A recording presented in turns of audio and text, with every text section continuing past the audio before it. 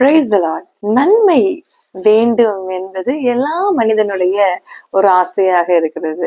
யோபுவின் புஸ்தகத்தில் எதினால் நன்மை வரும் என்று அவருடைய நண்பன் கூறுகிறார் என்று பார்ப்போமா? யோபு 22வது அதிகாரம் 21வது வசனம் சொல்கிறது, நீர் அவரோட பழகி சமாதானமாயிரும், அதனாலே உமக்கு நன்மை வரும். இங்கே 2 காரியங்கள் குறிப்பிடப்பட்டுள்ளதை நாம் பார்க்க முடியும். ஒன்று, அவரோட பழகி. யாரோட? கர்த்தரோட பழகி. நமக்கு ஒரு ரிலேஷன்ஷிப் இருக்கணும். கர்த்தருக்கும் நம்முடைய உறவுலையும் ஒரு ஐக்கியம் இருக்கணும். தினந்தோறும் பேசி, தினந்தோறும் ஜெபித்து, தினந்தோறும் அவரோடு ஒரு உறவு இருக்க வேண்டும். அப்படி தேவனோடு நம் பழகி அவரோடு ஒரு உறவில் தினமும் இருப்போம் என்றால் நமக்கு நன்மை வரும். இரண்டாவது, அவரோடு சமாதானமாய் இருக்க வேண்டும். ஆமென்.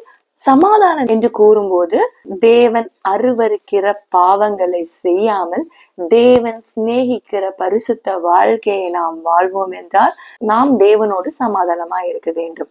ஆமென். தேவனோடு இருக்கிற ஒரு பகையை கர்த்தராகிய இயேசு கிறிஸ்து சிலுவையினாலே கொண்டு தீர்த்து விட்டார். அதனாலே கர்த்தராகிய இயேசு கிறிஸ்து நமக்கும் தேவனுக்கும் இடையேயான ஒரு உறவில் சமாதானத்தை கொண்டு வந்திருக்கிறார். அதை எந்த ஒரு பாவமும் அசுசிப்படுத்தாதபடிக்கு சமாதானமாய் பாதுகாக்க வேண்டியது நம்முடைய கடமையாக இருக்கிறது.